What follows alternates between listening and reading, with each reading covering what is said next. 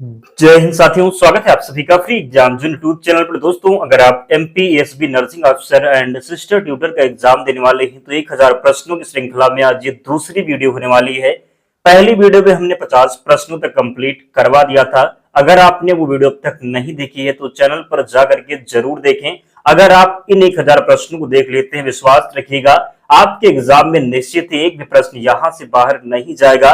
तो चलिए आज के सेशन को प्रारंभ करते हैं। आज हम देखेंगे 51 नंबर प्रश्न से। तो चलिए सेशन को प्रारंभ करते हैं और 51 नंबर प्रश्न देखते हैं। पूछा गया है कि निम्न में से कौन सा हार्मोन रक्तचाप को बढ़ाने में सहायक होता है।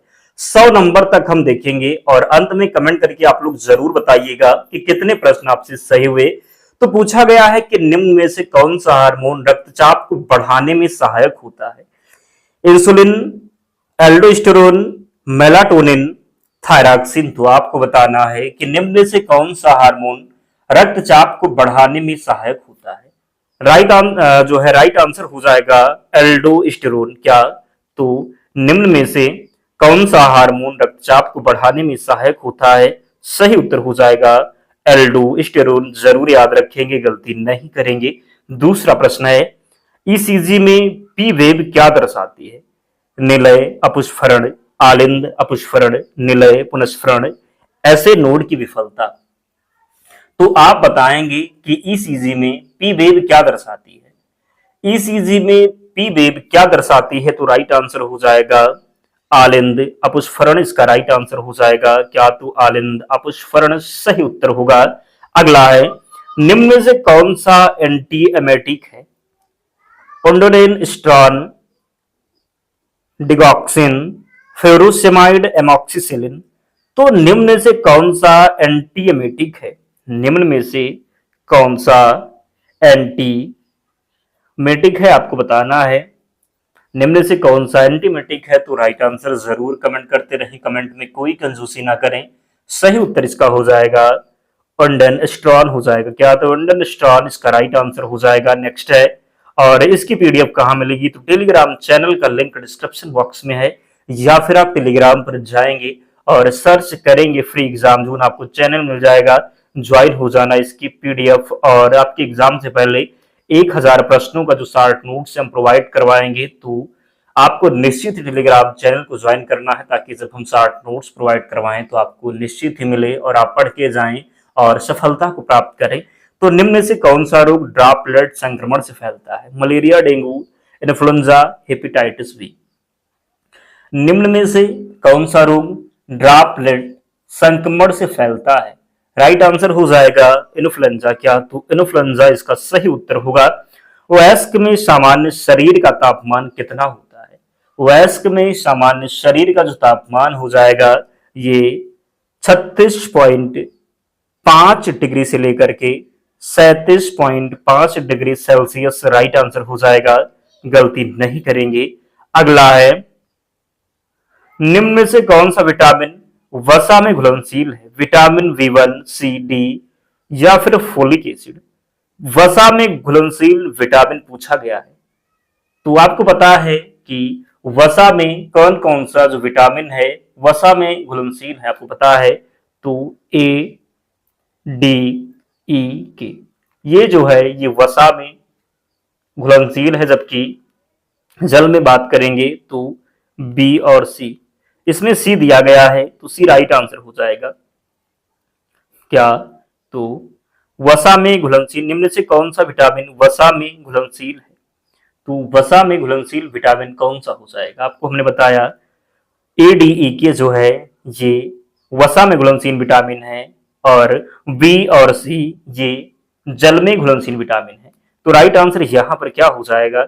वसा में पूछा गया है तो एडीई के हमने वसा में बताया है, तो राइट आंसर डी हो जाएगा। बाकी बी और सी की बात करेंगे तो वी और सी ये जल में घुलनशील विटामिन है। अगला है, हाइपोग्लाइसीमिया का त्वरित उपचार क्या है? इंसुलिन देना, ग्लूकोज देना, डायूरेटिक देना, एंटीबायोटिक देना। तो हाइपोग्लाइसीमिया का त्वरित उपचार क्या है? सही उत्तर हो जाएगा ग्लूकोज देना। क्या? तो राइट आंसर होगा ग्लूकोज देना। निम्न में से कौन सा परीक्षण रक्त के थक्के बनने का आकलन करता है? कौन सा परीक्षण रक्त के थक्के बनने का आकलन करता है? Bleeding time, prothrombin time, haemoglobin ई, क्या? तो बताइए सही उत्तर क्या होगा। राइट आंसर इसका हो जाएगा क्या? तो प्रोथ्रोम्बिन टाइम हो जाएगा। तो प्रोथ्रोम्बिन टाइम सही उत्तर होगा। तपेदिक का कारक जीव कौन है? तपेदिक का कारक जीव आपसे पूछा गया है, तो तपेदिक का कारक जीव हो जाएगा माइको बैक्टीरियम ट्यूबरकुलोसिस, सही उत्तर होगा। अगला है, निम्न से कौन सा एंटी हाइपरटेसिव बीटा ब्लॉकर है? Anti hypertensive beta blocker amlodipine, propranolol, enalapril, losartan. तो बताएंगे कि निम्न से कौन सा एंटी हाइपरटेसिव बीटा ब्लॉकर है? क्या हो जाएगा? तो वी ऑप्शन का चयन जिसने भी किया है प्रोपानोलोल राइट आंसर हो जाएगा। नेक्स्ट है, नवजात शिशु में विटामिन के क्यों दिया जाता है? दृष्टि सुधारने के लिए, रक्तस्राव को रोकने के लिए, हड्डियों की वृद्धि के लिए, प्रतिरक्षा बढ़ाने के लिए। तो नवजात शिशु में विटामिन के क्यों दिया जाता है?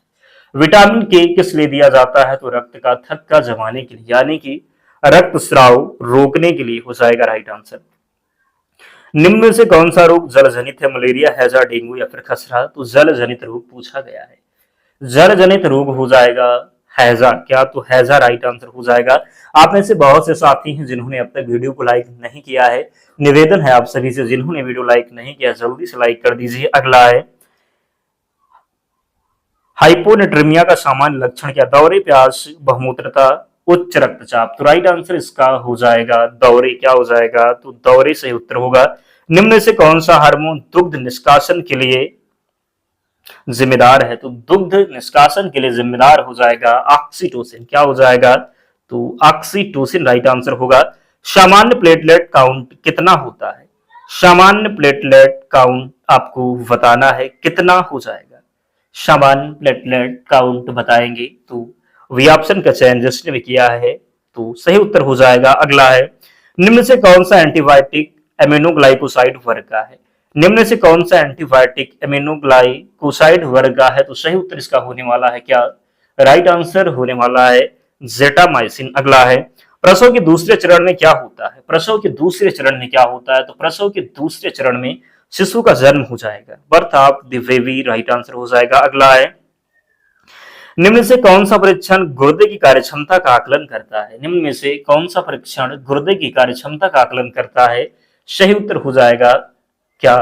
तो सीरम क्रेटिनिन हो जाएगा। अगला है, हाइपरथायराइडिज्म का सामान्य लक्षण क्या है? वजन बढ़ना, ठंड, असहिष्णुता, टैकीकार्डिया, ब्रैडीकार्डिया। तो हाइपरथायराइडिज्म का सामान्य लक्षण क्या है? क्या हो जाएगा? तो सही उत्तर हो जाएगा सी ऑप्शन, टैकीकार्डिया हो जाएगा। निम्न से कौन सा रोग वेक्टर जनित है? हैजा, मलेरिया, तपेदिक या फिर खसरा? तो निम्न से कौन सा रोग वेक्टर जनित है? तो वेक्टर जनित मलेरिया हो जाएगा, क्या? तो राइट आंसर मलेरिया हो जाएगा। सामान्य वयस्क में ऑक्सीजन संतृप्ति कितनी होती है? सामान्य वयस्क में ऑक्सीजन संतृप्ति जो है ये 95 से 100 हो जाएगा, कितना? तो 95 से 100। नेक्स्ट है, निम्न से कौन सा एंटीपायरेटिक है? पैरासीटामोल, हेपरिन, इंसुलिन या फिर फेरोशेमाइड? तो सही उत्तर इसका होने वाला है पैरासीटामोल, क्या? तो राइट आंसर हो जाएगा पैरासीटामोल। अगला है, हृदय की कौन सी वाल्व बाएं आलिंद और बाएं निलय के बीच स्थित है? बाएं आलिंद और बाएं निलय के बीच क्या हो जाएगा? तो राइट आंसर हो जाएगा C option, mitral valve right answer होगा। निम्न से कौन सा हार्मोन तनाव के दौरान स्रावित होता है? Insulin, cortisol, melatonin, prolactin. निम्न से कौन सा हार्मोन तनाव के दौरान स्रावित होता है? तो तनाव के दौरान स्रावित हार्मोन हो जाएगा कोर्टिसोल राइट आंसर होगा। नेक्स्ट है, इसके बीज का कारण क्या है? जीवाणु, विषाणु, परजीवी, माइट, फंगस। तो इसके बीज का कारण हो जाएगा परजीवी माइट, क्या? तो परजीवी माइट। निम्न से कौन सा एंटी एपिलेप्टिक है? फेनाइटोइन, एम्प्लोडेपिन, मेटफॉर्मिन, ओमेप्राजोल। तो राइट आंसर इसका हो जाएगा क्या? तो ये ऑप्शन हो जाएगा फेनाइटोइन। नेक्स्ट है, सामान्य हिमाटोक्रिट स्तर यानी कि वयस्क पुरुष कितना होता है? कितना हो जाएगा? तो सामान्य हिमोटोक्रिटिक क्या पूछा गया? तो सामान्य हिमाटोक्रिट स्तर पूछा गया है, कितना हो जाएगा? तो याद रखेंगे जो सही उत्तर इसका होने वाला है ये 40 से 54% हो जाएगा। अगला है, निम्न से कौन सा रोग ड्रॉपलेट न्यूक्लियाई से फैलता है? तपेदिक, डेंगू, मलेरिया या फिर हैजा? तो बताइए कि सही उत्तर क्या होगा? सही उत्तर इसका हो जाएगा तपेदिक, क्या? तो तपेदिक राइट आंसर होगा। गर्भावस्था के दौरान टेटनस टॉक्साइड का उद्देश्य क्या है? क्या हो जाएगा? तो याद रखेंगे जो सही उत्तर होगा ये होगा नवजात टेटनस की रोकथाम। अगला है, निम्न से कौन सा परीक्षण थायराइड ग्रंथि की कार्यक्षमता का आकलन करता है? TSH, SGOT, serum creatinine, haemoglobin. तो बताइए सही उत्तर क्या होगा? सही उत्तर हो जाएगा टीएसएच, याद रखेंगे। अगला है, हाइपोकैल्सीमिया का मुख्य लक्षण क्या है? टेटनी, कब्ज, प्यास, ब्रैडीकार्डिया। हाइपोकैल्सीमिया का प्रमुख लक्षण क्या है? तो हाइपोकैल्सीमिया का जो प्रमुख लक्षण हो जाएगा ये टेटनी हो जाएगा। नेक्स्ट है, निम्न से कौन सा एंटी मलेरियल है? Chloroquine, penicillin, ibuprofen, ranitidine.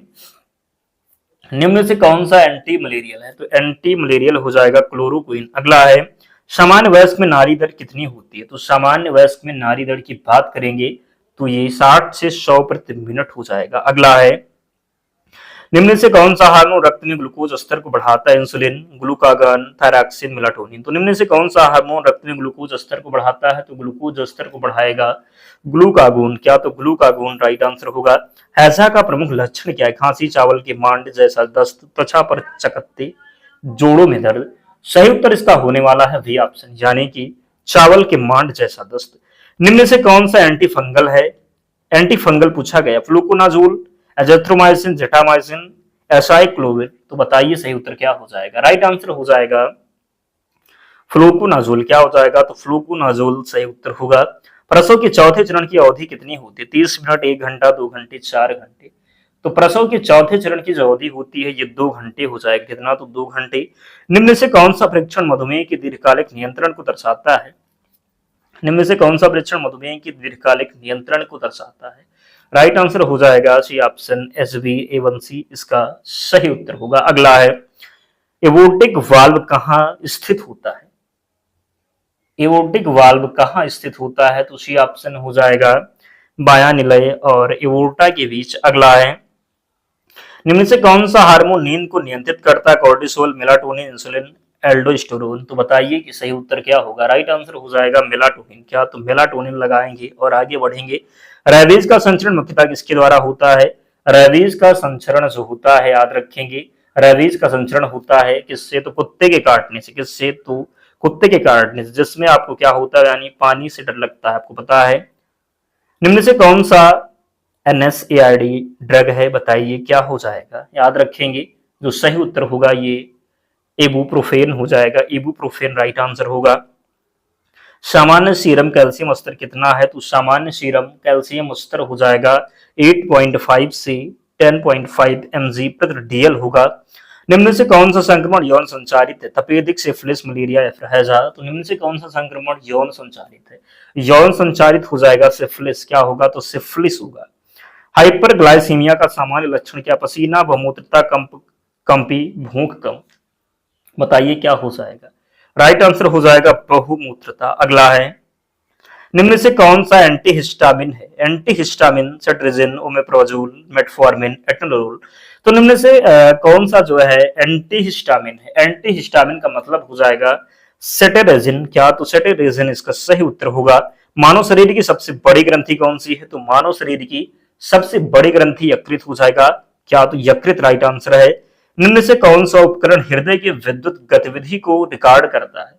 तो हृदय की विद्युत गतिविधि को रिकॉर्ड करता है ECG। अगला है, आयरन की कमी से होने वाला एनीमिया किस प्रकार का होता है? किस प्रकार का होता है? ऑप्शन हो जाएगा माइक्रोसाइटिक हाइपोक्रोमिक। अगला है, निम्न से कौन सा हार्मोन जल संतुलन को नियंत्रित करता है? ADH, TSH, ACTH या फिर GH। तो बताइए कि निम्न में से कौन सा हार्मोन जल संतुलन को नियंत्रित करता है? तो इसका आंसर आपको कमेंट बॉक्स में बताना है। देखते हैं कौन कौन 100 नंबर तक रुका था वीडियो में। और इसकी PDF के लिए टेलीग्राम चैनल से जुड़ जाना, लिंक डिस्क्रिप्शन बॉक्स में है, या फिर आप टेलीग्राम पर जाएंगे, सर्च करेंगे फ्री एग्जाम जोन, आपको चैनल मिल जाएगा, ज्वाइन हो जाना, वहां पर आपको सारी PDF मिल जाएगी। तो मिलते हैं नेक्स्ट वीडियो में, तब तक पढ़ते रहिए, ध्यान रखिए अपना, स्वस्थ और सुरक्षित रहिए। जय हिंद।